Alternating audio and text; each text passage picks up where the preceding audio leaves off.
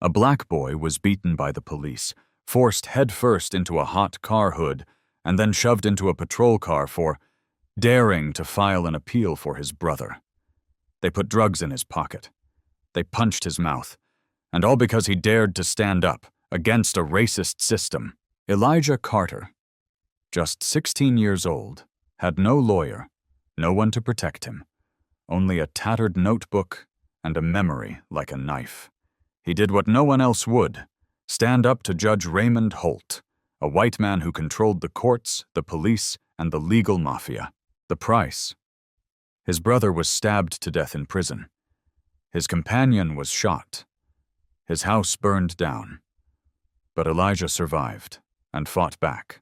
This is a story that will not only make you angry, but will make you rethink the so-called justice.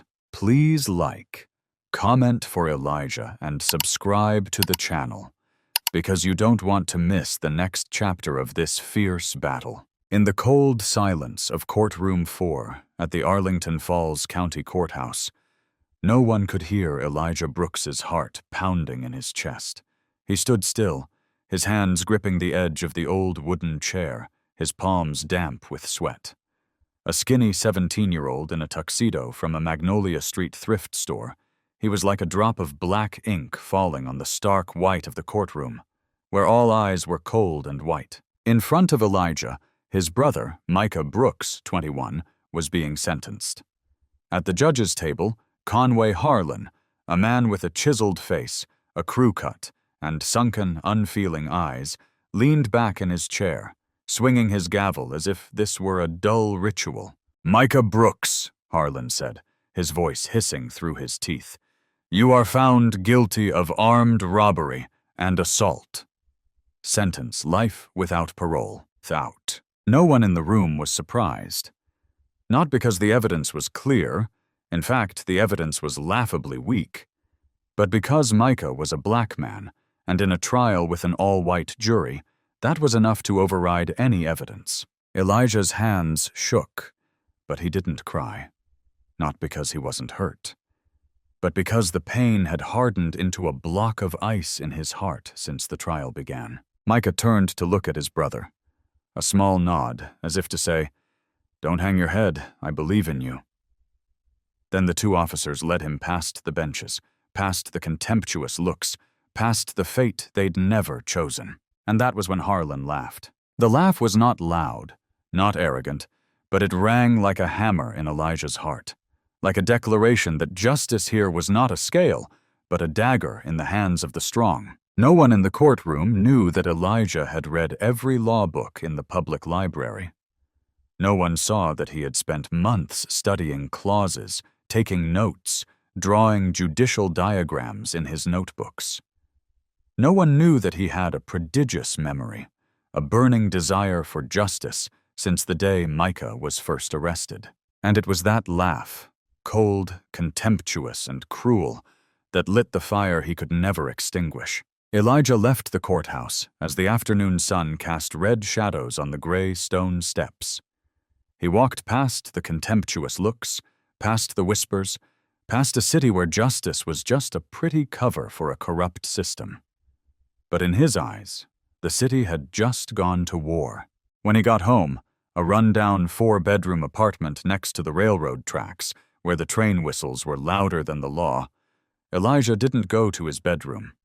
He sat down at the kitchen table, opened his old laptop, and flipped through his brother's files, which he'd secretly copied from his assigned lawyer's office. The public defender did nothing. He'd said exactly 3 sentences during the entire trial. No cross-examination of witnesses, no cross-examination of documents, no alibi, a blank courtroom, as if it had been preordained. Elijah gritted his teeth, reading every line, every report, every minute of the trial. His eyes lingered on the witness tape, a white gas station attendant who testified that Micah robbed the store at 9:28 p.m. But Elijah had seen a photo of Micah at the barbershop 3 miles away, at 9:32. That small difference, 4 minutes, would have been insignificant to anyone else. But for Elijah, it was the first crack in the legal wall built by Conway Harlan. He took a deep breath, his hands gripping the edge of the table. His hands had shaken in the courtroom, now clenching into fists. He was not a lawyer. But he knew he was more than a lawyer. He had a motive, a reason to fight, and most of all, he had a memory that had never forgotten a line of law. As the night fell and the city grew quiet, Elijah sat alone in front of his flickering screen, composing his first appeal. Every word, every sentence was quoted precisely under Rule 32, the right to appeal within 30 days of conviction. As he reached the last line, a shiver ran through his shoulders, not from fear, but from faith. Faith that if justice had turned its back on him, he would turn it back.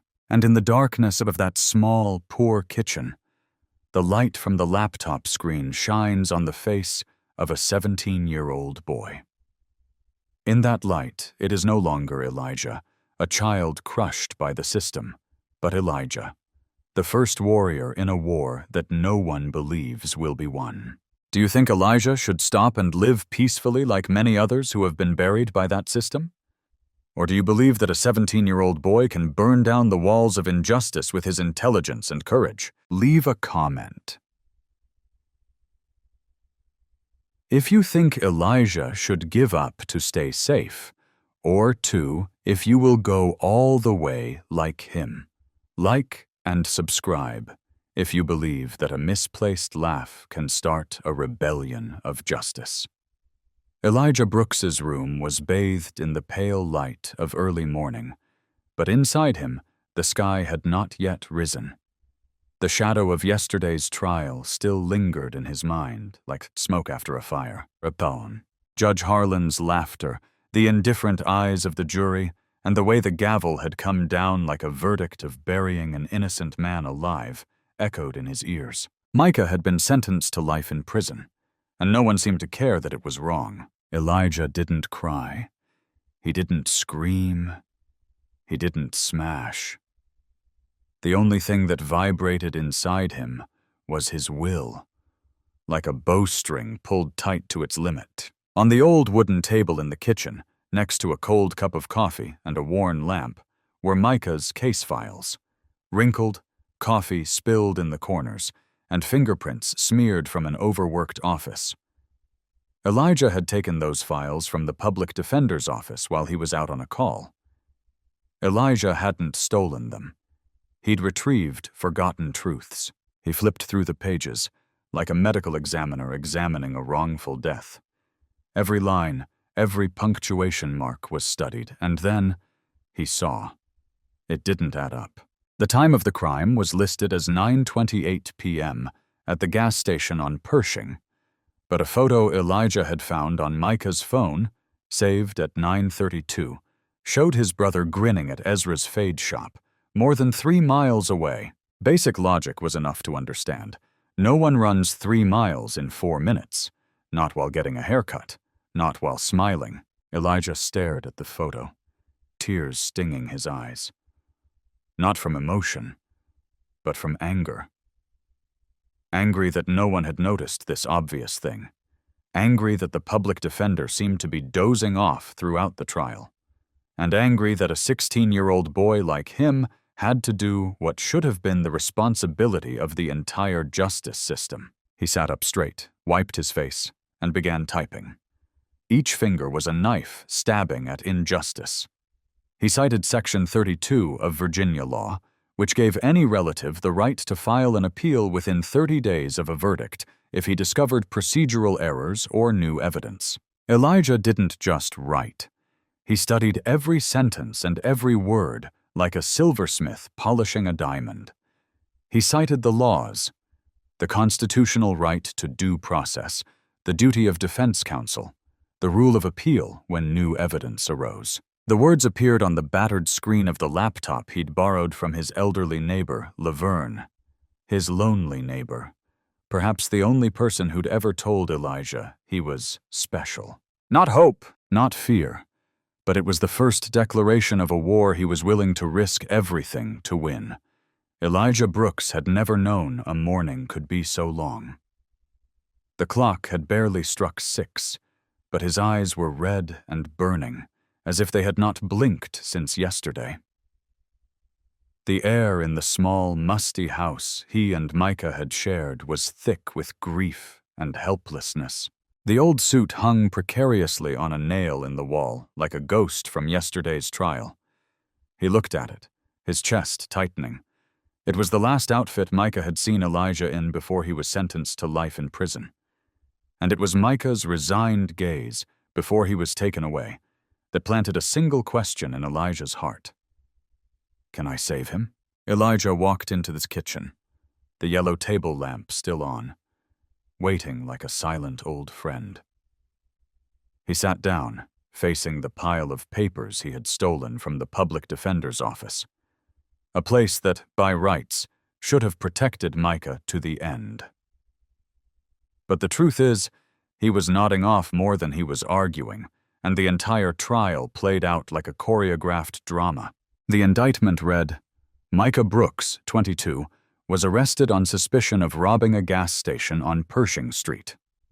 A gun was found near the scene, and a witness, a white woman who worked as a cashier, claimed to have clearly seen Micah pull the trigger. Elijah ran through the records. The woman said the robbery took place at 9:28 p.m., but a photo on Micah's phone, saved at 9:32, showed him sitting comfortably in Ezra's barber shop, more than 3 miles away from the crime scene. In the photo, Micah was smiling brightly, a scarf around his neck, a razor in his hand. No one gets a haircut right after a robbery. No one runs 3 miles in 4 minutes. And no one looks so serene right after committing a crime. Elijah clutched the photo, tears streaming uncontrollably. Not from pain, but from anger. He was angry at himself for sitting quietly through the trial, at the legal system for not bothering to examine the evidence, and at the people standing in the courtroom, laughing as if a wrongful conviction were some kind of end-of-day entertainment. He opened his laptop, an old one that his friendly neighbor Mrs. Laverne had lent him when she heard the story. The screen flickered, but Elijah was used to working in the dark. He began to draft his appeal. Every word he typed was a stab at the so-called legal order. Article 32, Section B. Article 9, State Constitution. The right to appeal when new evidence arose. Elijah memorized every law, every precedent from the public library, where he had spent years hunched over stacks of old books while his friends raced to the soccer field or on dates. He revised and revised until there were no errors. Even the layout was perfectly aligned, perfectly legal. No one could easily refute it, because Elijah knew, in an unfair fight, the only weapon is ruthless precision. By noon, he had taken the printout to the library, each printed sheet like a brick building the first rampart. He carefully put it in a manila envelope, then put on his cheap suit jacket, still creased from the day before. 3 short blocks, an iron bridge, and Elijah stood in front of the Arlington Falls County Courthouse, what the locals called Harlan's Fortress. The tall gray stone walls were covered in moss and time, like wounds that had never healed. Elijah walked in, passed through the security checkpoint. The guard's cold eyes glanced at his old briefcase. Stepping up to the reception desk, Elijah faced Doris, a thin woman with a piercing gaze and a face so spiteful that even the wind was afraid to touch it. "What kind of appeal is this?" Doris asked, not even looking at Elijah. "Appeal for my brother Micah Brooks. Rule 32, Section B. The defendant's brother has the right." Elijah handed the envelope through the glass. Doris glanced at him, curling her lips into a faint smile. "You little black boy, in your wrinkled clothes, playing around with the rules again? Go home and study, honey. We don't take clowns here." At that moment, Jim, the security guard, appeared. Bald, eyes dull, but his voice as sharp as a razor. "What's the matter, Doris?" "This kid wants to file an appeal. He's not a lawyer. He has no qualifications." Jim snatched the envelope, glanced at it, and sneered. "Another one who thinks he's justice. You know whose court this is? Harlan, and you have no say here." Elijah stood still, his voice steady but his eyes blazing. "Refusal to admit is a violation of due process. I'll file a complaint with the Office of Administrative Review." Jim leaned close to Elijah's face, his breath reeking of corrupt power. Just send it. Who do you think reads that stuff? But life has a way of making cracks in the most solid places. A few hours later, an errand boy from the courthouse knocked on Elijah's door, panting.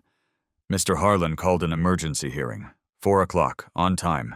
He's mad about your file. Elijah nodded. Didn't say anything.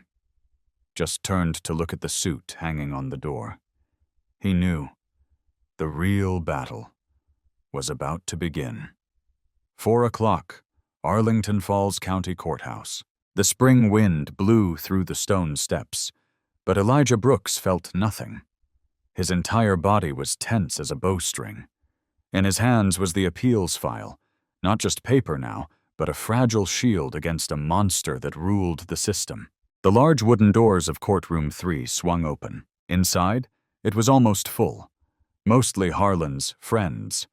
Old lawyers in dark suits, blank-faced administrators, and the few reporters Elijah had seen at the cliched press conferences. Micah was not there. His brother was 40 miles away, locked in a windowless cell for a crime Harlan had made true with a pre-written sentence. But Elijah felt Micah's presence, a breath that gripped his heart, refusing to let go.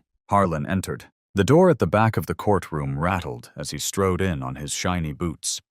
He was a huge man, over 6 feet tall, and his face was carved from stone, cold, hard, and unfeeling.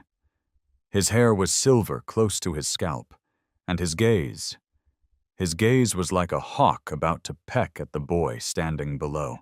"Emergency hearing," he said, his voice thick with a southern drawl like molasses, but dripping with acid. He lowered himself into the high chair of power, like a king ascending his throne. The first tap of his gavel echoed through the room. "Elijah Brooks, speak, before I send you to the penitentiary for obstruction of justice." The courtroom fell silent, waiting to see how a 16-year-old would shake. But Elijah didn't. Not this time. He stepped to the podium, his suit jacket still rumpled, his old leather shoes showing the torn soles. But his eyes, the eyes that made the people in the back row turn to look at each other. "Your Honor," Elijah began, his voice low but clear. "I am here to present an appeal on behalf of my brother, Micah Brooks. During the last trial, his attorney did not contest the false testimony, and I have evidence that Micah was not present at the scene at the time of the crime." A few people in the room started to giggle. Harlan smirked. "Sounds like you're rehearsing for high school drama class." Elijah ignored him. He opened his notebook and flipped to the page marked with red marker. Page 17, line 42 of the court record. The prosecutor's closing statement lasted 8 minutes longer than the limit allowed by Rule 6.3 of state law. That invalidates the verdict. Harlan raised his eyebrows, just a little. But Elijah saw a crack, a small reflex that said he hadn't expected him to read that far. Elijah pushed the copy of the transcript onto the podium. A court clerk took it, passed it to the court table. Harlan took it, flipped through it. In the room, filled with power and contempt, silence spread like ink. Elijah continued, each sentence hammering. "Photo from Micah's phone taken at 9:32 at Ezra's barber shop, over 3 miles from the crime scene. The time of the robbery was 9:28. He couldn't have been in both places at the same time." Sweat beaded on his forehead, but his hand still held the clipboard. The room was now holding its breath. Some reporters were scribbling. Harlan was silent, his jaw clenched. After a few seconds, he put the transcript down, slowly. "You're smarter than you look, but smart doesn't mean you have the right." His voice was low, like a snake's warning. "I'm going to give you a new trial, not because you won, but because I want to teach you a lesson on the real playground." A second knock sounded. "Appeal granted, retrial in 15 days. Elijah felt his chest explode. He had done what the system hadn't expected, forced a man like Harlan to yield to the truth. But this victory had something else in it. As Elijah left the courtroom, he saw Harlan, still sitting in the high chair. Not moving, not bowing. Instead, he bent low, leaned close to the desk phone, and whispered something. His eyes flashed, no longer contempt, but murder. His words slipped through the crack in the door before he stepped out. "Get that kid. Get him quick." A soft spring breeze blew through Arlington Falls, rustling old newspapers in front of the county courthouse. But inside Elijah Brooks, there was no spring. There was only a cold, steely chill inside, a chill of contemptuous stares, of prearranged sentences, and of the bitter truth. He was entering a den of monsters. Elijah's worn-out sneakers pounded the old stone hallway. His hands clutched a file, the appeal he had drafted. Not because he was a lawyer. He was only 16. But when the system was silent in the face of error, he knew he was the only one who dared to speak. And he chose to enter the courtroom, knowing that it might bury him. The large wooden doors swung open. The room was almost full, mostly familiar faces from Harlan's staff. Court clerks, sheriffs, prosecutors, a few familiar reporters. No one paid any attention to the skinny boy in the old suit, his shoes covered in mud, his hands clutching the file as if it were his life. Micah was not there. His brother, the man Elijah wanted to save, was being held 40 miles outside the city, in a cold prison for a crime he did not commit. But Elijah felt him, a whisper in his chest, an unspoken message. You are our last hope. The door behind him squeaked loudly on its old hinges. Harlan appeared. Judge Harlan Grant, the man known as the God of Justice in the South. He was tall, his hair cut close to his skin, his eyes as sharp as a box cutter. His face was as cold as a statue. But behind that sternness was unlimited power, and cruelty masked in the name of law. He didn't look at anyone, just walked straight to the bench, clad in his judge's robes like an emperor. The room fell silent. The Brooks emergency hearing begins, Harlan said, his voice slow and heavy with a southern accent. Who filed an appeal? Elijah stood. His heart was pounding like a drum, but his voice did not waver. Your Honor, I file. Elijah Brooks, brother of the defendant Micah Brooks. A snort came from the back row. Someone laughed. A reporter scribbled court joke on his notepad, but Elijah didn't care. He took a deep breath and walked to the podium. He opened an old notebook, covered in sticky notes, marked in many colors. His voice was firm. Micah's trial was a violation of due process. The defense attorney did not challenge the false testimony. I have evidence that my brother was not at the scene at the time of the crime. Harlan crossed his arms. His deep eyes began to narrow. And you think a high school student is going to save the legal system? His voice trailed off, teasing, threatening. But Elijah did not back down. He continued, his voice louder. Page 17, line 42 of the court record. The prosecutor's closing statement exceeded the 8-minute time limit. Pursuant to Section 6.3 of the State Judicial Code, the conviction is void. The room fell silent. The court clerk glanced at Harlan, who was picking up a sheaf of papers from the podium. He read, and for the first time, his eyebrows twitched. He did not stop. Elijah continued. In addition, the photo taken on my brother's phone at 9:32 that night at Ezra's barbershop, 3 miles from the crime scene, proves that he could not have been present at the 9/28 robbery. A reporter began taking notes. A court clerk narrowed his eyes, and there stood Elijah, 16 years old, looking like a real lawyer. His eyes did not look down, not once. Harlan put the pad down on the table. He banged the gavel. Appeal granted. Retrial next week. Elijah gripped the notepad, feeling as if he had broken through a stone wall. He said nothing, but his eyes burned with conviction. He had created a crack in the wall called absolute power. But as Elijah turned to leave the courtroom, his heart sank. He glanced at Harlan's chair. He sat there, not rising as he usually did after a hearing. Instead, he bowed his head toward the desk phone. His mouth moved slowly, like a snake hissing when it was about to strike. He caught only a few words, but they were enough to make his heart clench. That Brooks kid, get him, before he thinks he's a hero. He walked out of the courthouse. In his hand was the decision to retry. In his heart was hope.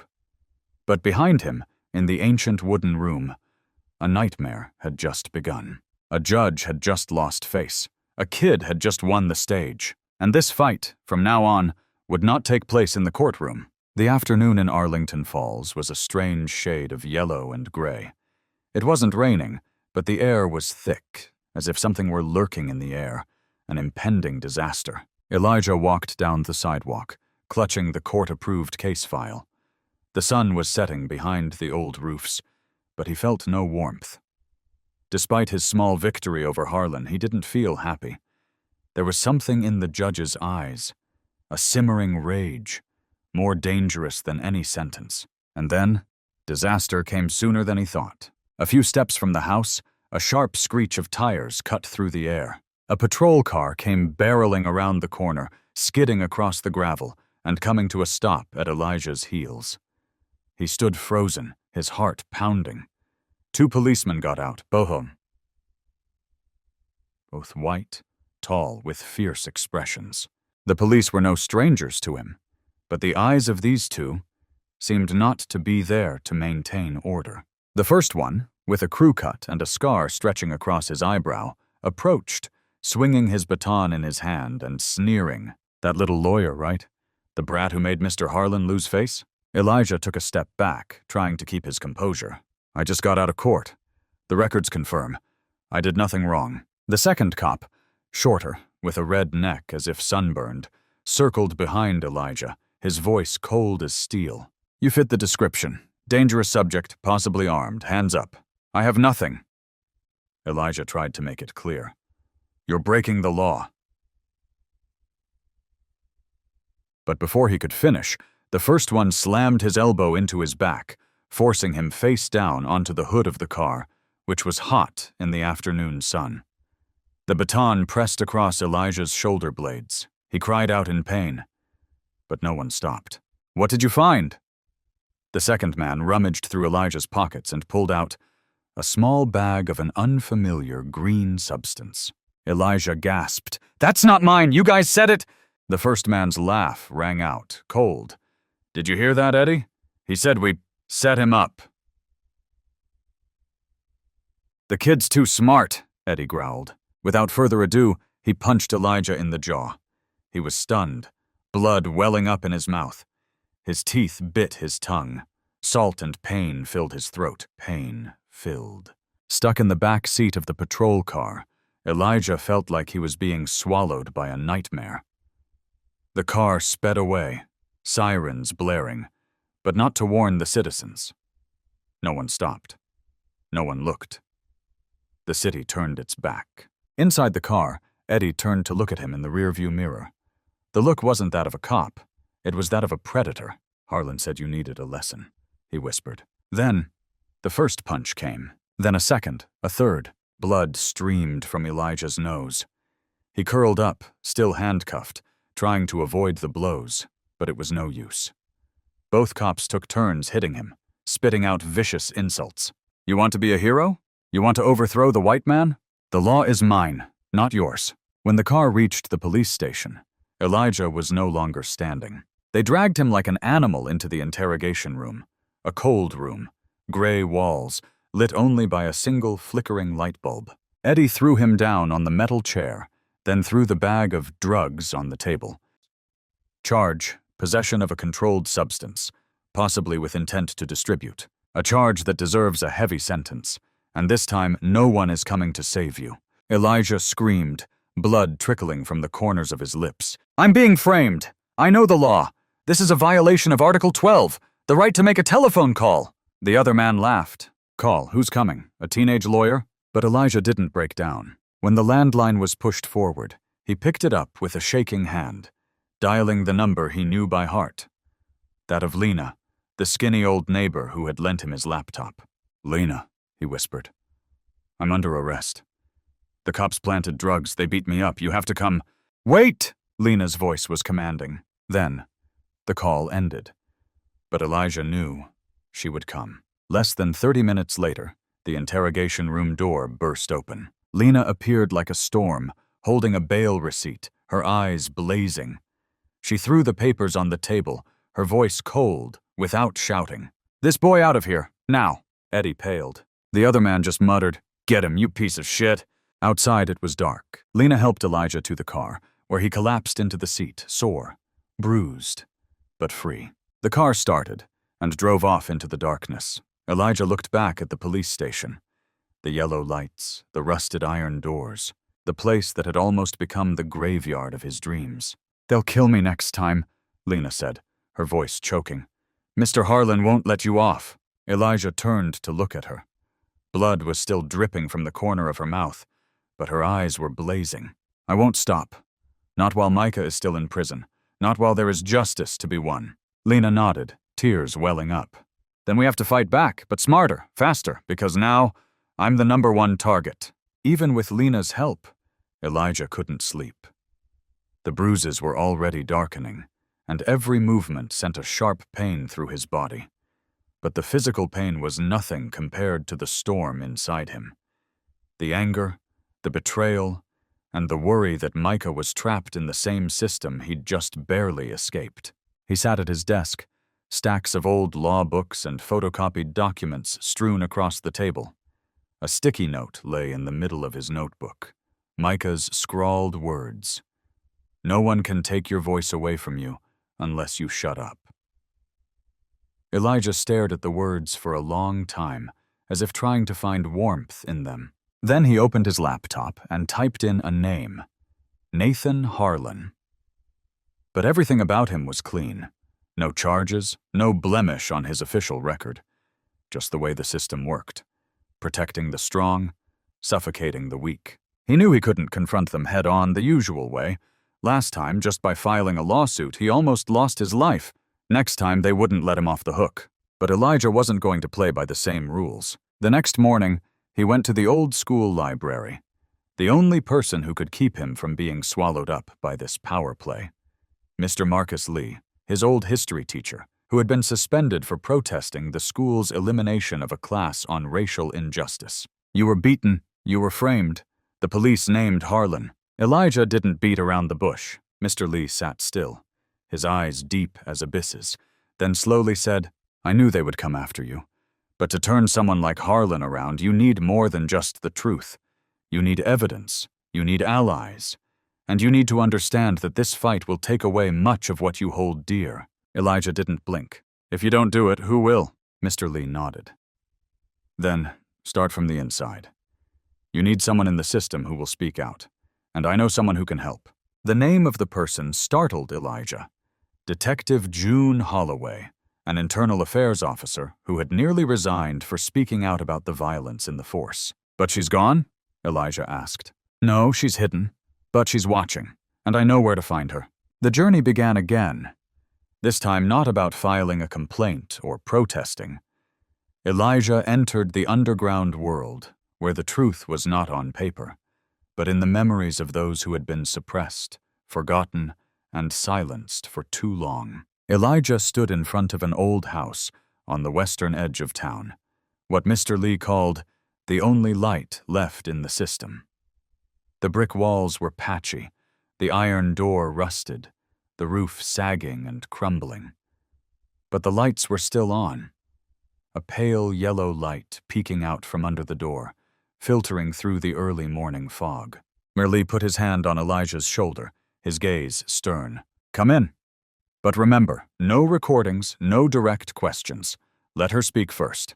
If Mrs. Holloway chooses to believe you, she will open the door herself." Elijah nodded, swallowing hard, and stepped into the house. No one answered the door.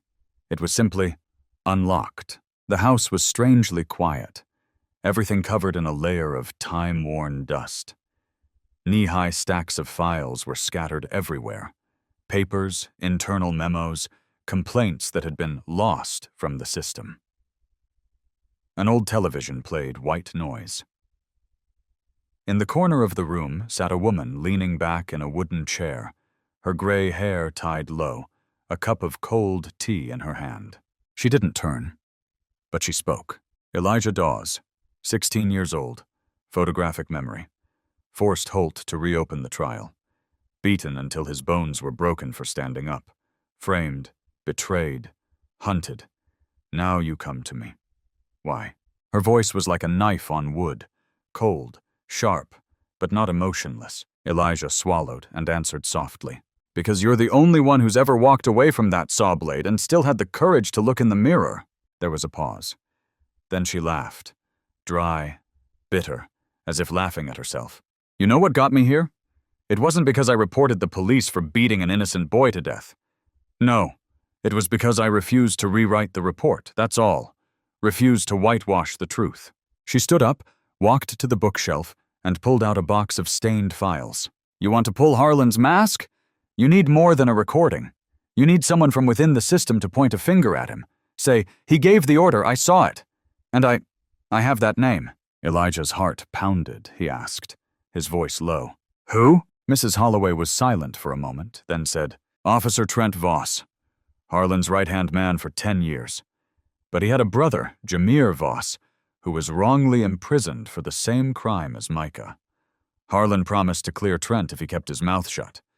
But I believe, if you come in time, he'll talk." Elijah clenched his fists, though his heart wavered. He had seen how the promises of the powerful were rubbish. "How do I get to him?" Mrs. Holloway looked him straight in the eye, and for the first time, her voice softened. "I'll arrange it, but listen to me, Elijah. This time you can't make a mistake." She pulled out a map, marking a warehouse near the docks, where Trent Voss used to sneak into every night to make unofficial contacts, avoiding surveillance. "Elijah, he's the key. But he's also the tinderbox. If he falls, Harlan will know, and he'll set fire to it one last time. The timing has to be right." That evening, Elijah sat with Lena in the kitchenette. She was wrapping bandages around his shoulders, her hands shaking slightly. "You know, if we fail this time, they won't just fight, right?" she whispered. "I know," Elijah said. "But if I back down, no one will come to save Micah." Lena looked him in the eye, and then said tearfully, "You're not just the kid they want to trample on anymore. You've become the thing they fear most, a spirit that won't be silenced." 1 in the morning, a warehouse by the docks. No lights, just the sound of crashing waves and the distant clanking of metal. Elijah stood behind a pile of shipping containers, his ear pressed to the small stethoscope in his sleeve. Mrs. Holloway was watching from her car a block away. A figure emerged, tall, muscular, wearing a baseball cap. Trent Voss. Elijah stepped out, his hands raised. Unarmed. "I'm not here to arrest you. I'm here to help your brother." Trent turned, his eyes cold as ice. "My brother?" he growled. "You're the kid who almost got Holt fired?" "No, I'm the kid who's trying to help you do the right thing, so you don't have to bow down to a murderer again." Trent slowed his pace. His eyes wavered, conflicted between loyalty and conscience. "Elijah, I know what Mr. Harlan did. I saw him solve crimes, disappear files, have witnesses killed. I was the one who put the bag of drugs in Micah's backpack." Elijah stood still. Then he said each word, "And I'm willing to confess, if you'll come clean with me." Elijah stood in front of an old house on the western edge of town, what Mr. Lee called the only light left in the system. The brick walls were patchy, the iron door rusted, the roof sagging and crumbling. But the lights were still on. A pale yellow light peeking out from under the door, filtering through the early morning fog. Mr. Lee put his hand on Elijah's shoulder, his gaze stern. "Come in. But remember, no recordings, no direct questions. Let her speak first. If Mrs. Holloway chooses to believe you, she will open the door herself." Elijah nodded, swallowing hard, and stepped into the house. No one answered the door. It was simply unlocked. The house was strangely quiet, everything covered in a layer of time-worn dust. Knee-high stacks of files were scattered everywhere. Papers, internal memos, complaints that had been lost from the system. An old television played white noise. In the corner of the room sat a woman leaning back in a wooden chair, her gray hair tied low, a cup of cold tea in her hand. She didn't turn, but she spoke. "Elijah Dawes, 16 years old, photographic memory, forced Holt to reopen the trial, beaten until his bones were broken for standing up, framed, betrayed, hunted. Now you come to me. Why?" Her voice was like a knife on wood, cold, sharp, but not emotionless. Elijah swallowed and answered softly. Because you're the only one who's ever walked away from that saw blade and still had the courage to look in the mirror. There was a pause. Then she laughed. Dry, bitter, as if laughing at herself. You know what got me here? It wasn't because I reported the police for beating an innocent boy to death. No. It was because I refused to rewrite the report, that's all. Refused to whitewash the truth. She stood up, walked to the bookshelf, and pulled out a box of stained files. You want to pull Harlan's mask? You need more than a recording. You need someone from within the system to point a finger at him, say, he gave the order, I saw it. And I have that name. Elijah's heart pounded. He asked, his voice low. Who? Mrs. Holloway was silent for a moment, then said, Officer Trent Voss. Harlan's right-hand man for 10 years. But he had a brother, Jameer Voss, who was wrongly imprisoned for the same crime as Micah. Harlan promised to clear Trent if he kept his mouth shut. But I believe, if you come in time, he'll talk. Elijah clenched his fists, though his heart wavered. He had seen how the promises of the powerful were rubbish. How do I get to him? Mrs. Holloway looked him straight in the eye, and for the first time, her voice softened. I'll arrange it. But listen to me, Elijah. This time you can't make a mistake. She pulled out a map, marking a warehouse near the docks, where Trent Voss used to sneak into every night to make unofficial contacts. Surveillance. Elijah. He's the key. But he's also the tinderbox. If he falls, Harlan will know, and he'll set fire to it one last time. The timing has to be right. That evening, Elijah sat with Lena in the kitchenette. She was wrapping bandages around his shoulders, her hands shaking slightly. You know, if we fail this time, they won't just fight, right? She whispered. I know, Elijah said. But if I back down, no one will come to save Micah. Lena looked him in the eye, and then said tearfully, You're not just the kid they want to trample on anymore. You've become the thing they fear most, a spirit that won't be silenced. 1 a.m, a warehouse by the docks. No lights, just the sound of crashing waves and the distant clanking of metal. Elijah stood behind a pile of shipping containers, his ear pressed to the small stethoscope in his sleeve. Mrs. Holloway was watching from her car a block away. A figure emerged, tall, muscular, wearing a baseball cap. Trent Voss. Elijah stepped out, his hands raised. Unarmed. I'm not here to arrest you. I'm here to help your brother. Trent turned, his eyes cold as ice. My brother, he growled. You're the kid who almost got Holt fired? No. I'm the kid who's trying to help you do the right thing, so you don't have to bow down to a murderer again. Trent slowed his pace. His eyes wavered, conflicted between loyalty and conscience. Elijah, I know what Mr. Harlan did. I saw him solve crimes, disappear files, have witnesses killed.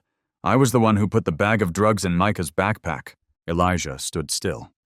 Then he said each word. And I'm willing to confess, if you'll come clean with me. Trent Voss's confession was live-streamed by Tessa just 20 minutes after the taping. Within less than an hour, the entire city of Greenlight exploded. Social media exploded. Major news outlets rushed to interrupt their broadcasts to air breaking news stories.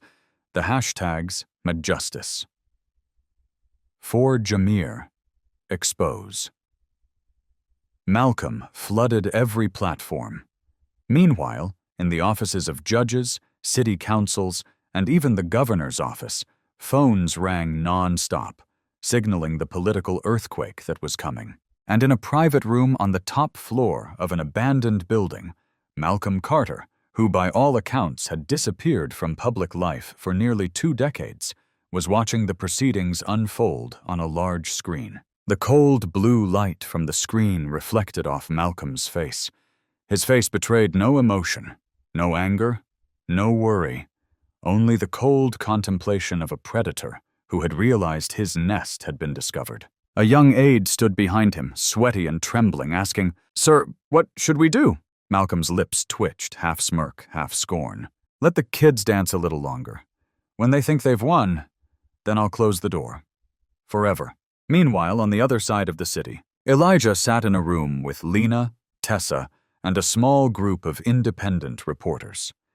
They were all tired, their clothes disheveled, but there was a rare fire in their eyes, the fire of those who had a chance to change their fate. The window of the small room was open, and the wind from outside carried the screams of thousands of protesters. It was an unprecedented sight, a long line of blacks, whites, and yellows, all standing together, holding signs that said, "End Carter's game." "No more bought justice." "Do you think we've won?" Lena asked, her voice hoarse. Elijah clenched his fists, his eyes hard. "No," he whispered. "This is just the beginning." Trent Voss walked in, his cap pulled low, chewing on a breath mint to ease his tension. "There's bad news," he said. "They're not just Holt left. Malcolm has at least 6 nails planted in the police department, the courthouse, and the IRS. Half of them have disappeared from radar since the video went live." Tessa cursed under her breath. "Elijah," she said, her voice as tight as a string. "We need something to finish Malcolm off. Otherwise, he'll retreat into the shadows again, rebuilding his empire." Elijah tightened his grip on the USB drive. "I have a clue, but it's dangerous." All eyes turned to him. A desperate plan. Infiltrate the heart of power. Elijah pulled an old plastic card from his pocket, the access card to the headquarters of SHIELD Corps, the private security group behind most of the state's private prison contracts. SHIELD Corps, the name that appeared frequently in Malcolm's emails to Holt. "This is where Malcolm keeps his black files," Elijah said. "Lists of takedowns, bribes, purges. If we get the original files, we won't just burn down the empire. We'll burn down the foundation it was built on." Tessa shook her head. "That headquarters is military-grade security. You can't get in, kid." Elijah smiled, a smile that was both innocent and reckless, the kind only people with nothing left to lose could wear. "I'm not coming in through the front door," Trent frowned. "So what are you going to do?" Elijah pulled up a digital map on his laptop, pointing to a section of sewer that ran straight from the city's sewage treatment plant to the SHIELD Corps basement. "Take the shit they despise the most, the sewers." A moment of silence. Then Lena slammed her fist on the table, tears glistening in her eyes. "You're not going alone. I'm coming with you." Tessa stood up, her face determined. "Me too." Even Trent, after a moment's hesitation, muttered, "Better to die with you than live as a coward." The invasion begins. That night, under the flickering streetlights and the roar of police helicopters overhead, 4 people, a teenager with a razor-sharp memory, a renegade ex-officer, a righteous journalist, and a woman who had lost everything, disappeared into the ground. The black sewage was knee-deep. The stench choked his lungs. Rats squirmed underfoot. But Elijah walked as if he were on a red carpet. Each step was a declaration. You can build walls, but you can't stop the flood. Tessa followed, a small camera hidden in her helmet recording every moment. They swam through flooded passages, climbed slippery stairs, and dodged motion sensors randomly placed in the sewers. Every time the red light on the wall flashed, Elijah's heart pounded so fast it felt like it was going to explode. But each time he closed his eyes and told himself, for Jameer, for Micah, for all the kids Malcolm pushed into the darkness. Finally, after 3 hours of fighting through mud and sewage and despair, they reached the last concrete wall that separated them from the SHIELD Corps basement. Trent pulled a pack of homemade explosives from his backpack, something he'd learned to make while in the military. "Not pretty, but it's good enough," he muttered. Elijah looked at the fist size. "Explosive. We only have one chance," he whispered. Trent nodded, his eyes flashing with the glint of a man who had long since chosen death. He attached the explosives to the wall. Countdown. 5, 4, 3, 2, 1, boom. The wall exploded, smoke and dust billowing like a dragon awakening. And on the other side, Malcolm Carter's secret vault was revealed under the emergency lights. Sometimes to expose evil, you have to walk right into its heart and come out alive. The iron door finally swung open, slowly, as if warning them of what lay beyond. Elijah entered first, followed by Tessa, Trent, and Lena. Each step they took on the cold concrete brought back all the anger, all the pain, all the despair that had been pent up for so long. This was no longer an investigation. This was a life-or-death confrontation. Behind the door was a deep underground bunker, almost another world. A place with no sunlight, no life, only machines, wires, data, and the suffocating feeling of a system built to conceal evil. Rows of servers ran, screens hung on the walls showing lines of code that spoke the language of darkness. Each data drive was locked with biometrics, from fingerprints to retinal scans. Everything was as cold and unfeeling as the people who had designed it. Lena whispered, "This is the real lair. If Darius was wrongly imprisoned, if Malcolm ran a private prison empire, all the evidence is here." Elijah was silent, his eyes as tense as a bowstring. He saw a familiar icon appear on a server in the middle of the room. A hexagon with the words Shield Corps. A part of his childhood had been burned away by that name. On the opposite screen, a video played. No one touched anything. The video appeared by itself, reminding a wound that would never heal. In the video, a man in a white shirt sat across from Malcolm Carter. He was Jameer Carter, Elijah's father. The group fell silent. The Malcolm in the video was younger. His eyes were razor sharp. He looked straight at Jameer, speaking in a steady voice. "You think you can live in a system like this? I wrote the rules. You're the one who thinks you're clean enough to play." The video ended with a short sound, a gun or a knife. It wasn't clear. Only to see Jameer collapse to the floor. Malcolm walked leisurely out of the room, not looking back. Elijah stood there, frozen. He had no more tears to cry. Tessa stepped beside him, taking his hand. Trent punched the steel wall. Lena turned away, trying to hide her sobs. There was no going back. This was no longer Darius's story. This was flesh and blood, memories, family, and a vow of vengeance for all those who had fallen. They approached a safe at the back of the room, the kind reserved for only the highest-ranking people in the system. The screen showed that it contained 4 terabytes of data, from sentencing, torture videos, internal reports, to lists of bounties paid by prison companies for each conviction. An empire, profiting from pain. Tessa pointed to the control panel. "This system will wipe everything in 15 minutes if it detects unauthorized access." Elijah nodded, pulling out a special triple-encrypted USB stick from his pocket, designed by Tessa herself. He plugged it into the server, entered the code. A clock appeared, 14:59, 14:58. Each second felt like a knife sliding across his skin. Elijah closed his eyes, recalling it all. Darius standing with his head bowed before a wrongful conviction. Lena being beaten in a holding cell for defending him. Tessa being held at gunpoint by the police for asking why. Each image that flashed by was a bloody fragment of twisted justice. And then a voice echoed throughout the vault. No introductions needed. They recognized him. "You made it in here, Elijah," Malcolm Carter's voice echoed. "I'm impressed. The Carter bloodline is still respectable, but don't think I don't know your every move.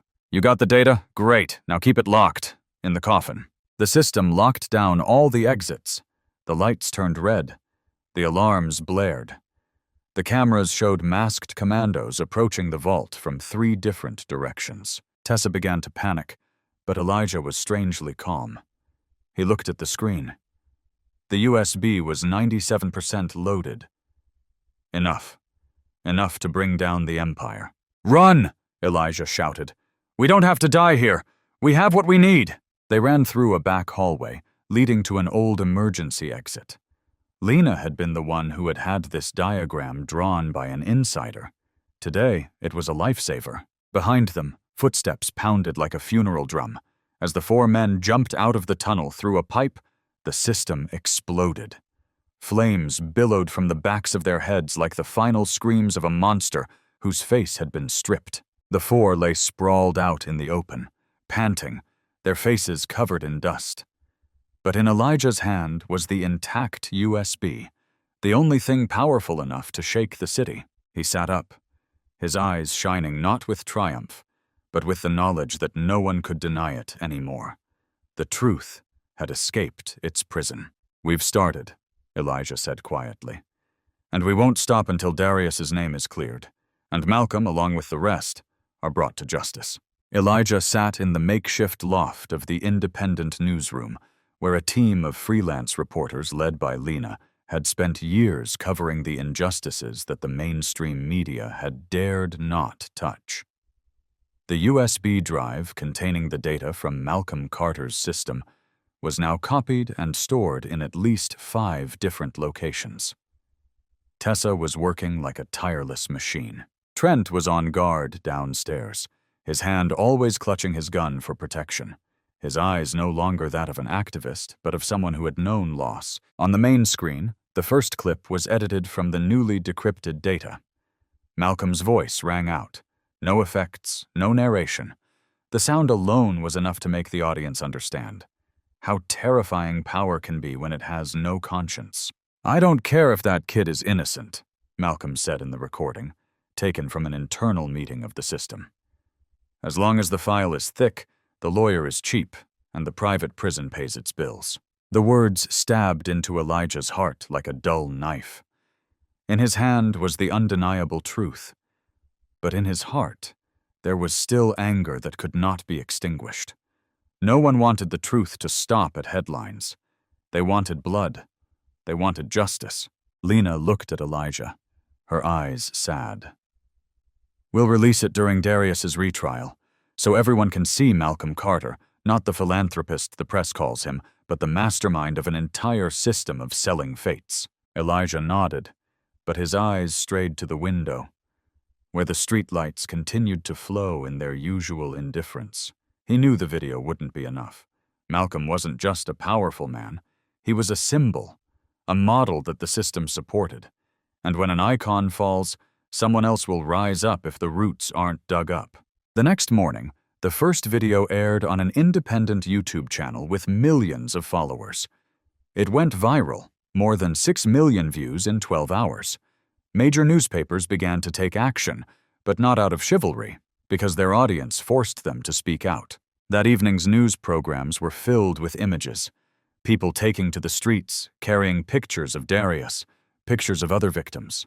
Signs reading, "Sell justice, buy sentence," covered street corners. But on the other side, Malcolm was not yet down. Police suddenly began raiding independent newsrooms. One of the hackers was arrested for national data intrusion. A journalist went missing after publishing an article about Malcolm's college past, an article Elijah had provided material for. The price of truth was getting higher. That night, Elijah received an anonymous call. The voice on the other end was low, dry, and emotionless. "Stop, or your mother will be next in the freezer." He froze. The attic was colder than the winter outside. No one knew that Elijah's mother lived quietly in a northern lake town. He never mentioned her. But Malcolm knew, and the message was clear. He hadn't lost. Tessa saw Elijah's eyes change. "They threatened you, didn't they?" she asked. Elijah was silent for a long moment before answering, his voice low. "No." He swore he would end it all.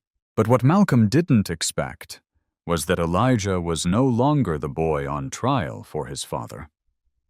He had lived through prison, violence, betrayal, and the pain of loss that never healed. Elijah wasn't fighting to be a hero. He was fighting so that no one would die for the rich man's rules. The day of Darius's retrial was also the day the entire city was rocked by a single email, sent to every newspaper office, every state senator, every attorney, every prosecutor. It was a map of Malcolm Carter's entire organization, from shell companies to secret money transfers to the names of every corrupted judge. Each page was a stab in the system, and the knife wielder, this time, was a black boy who had been abandoned outside the courtroom. As Elijah entered the courtroom, he wore his father's old white shirt, the same shirt he had worn to his last court appearance before he died. Lena, Tessa, and Trent followed him. No one said a word, but their eyes said it all. Today was not about mercy. Today was about justice. When the judge entered, the courtroom fell silent. But before any arguments could begin, a loud bang sounded outside the building. The glass door shook. A cop ran in, whispered in the judge's ear, and his face paled. Malcolm Carter had just escaped from the temporary detention center. Someone inside had helped him. And this time, he wasn't alone. Elijah closed his eyes, took a deep breath. His opponent had escaped the cage. "The game," he whispered, "isn't over." Malcolm Carter, thought to have been captured, suddenly returns. No longer the one in the public seat of power, he now rules the shadows with a web of death. Elijah, carrying the scars and memories of Darius, refuses to let him off the hook. One bloody night, Elijah and his team track Malcolm to an underground base, releasing a final recording that exposes him for what he is: the ringleader of a network of justice dealers who trade innocent blood for profit. Malcolm fights back with a gun. But Elijah is undaunted. In a fateful moment, Trent strikes first, ending the city's manipulator's reign forever. When the sun rises, Elijah does not celebrate. He places a picture of Darius on the steps of the courthouse, like a memorial. The crowd chants his name, but Elijah only says quietly, "Justice is not a victory. It is a reason to live." The ending may feel like justice has been served, with Judge Holt pulled from his seat, with the web of corruption exposed. But pause, because is that really a victory? Darius is still dead. Aisha, the truth-teller, is dead. Elijah has lost his family, his childhood, his blood and tears. He was not given justice. He had to claw at every inch of dirt, every scrap of paper, every word to win back a little light. This story is more than just a sad news story. It is a warning. If you are a parent, teach your children to distinguish between right and wrong, regardless of skin color. If you are a teacher, let your students know that the law is only valid when it is fair. If you are a police officer, remember, no one is born to bow to a uniform, unless that uniform protects, not threatens. What can you do? Leave a comment to make your voice heard. Like the video if you feel the pain Elijah went through. And most importantly, hit that subscribe button so you don't miss any of the next stories, where the truth is told, where we continue to speak for those who have been silenced. Because somewhere, there are thousands of other Elijahs being hunted, and they need you. Thank you for listening. We will meet again in stories that will make your heart flutter.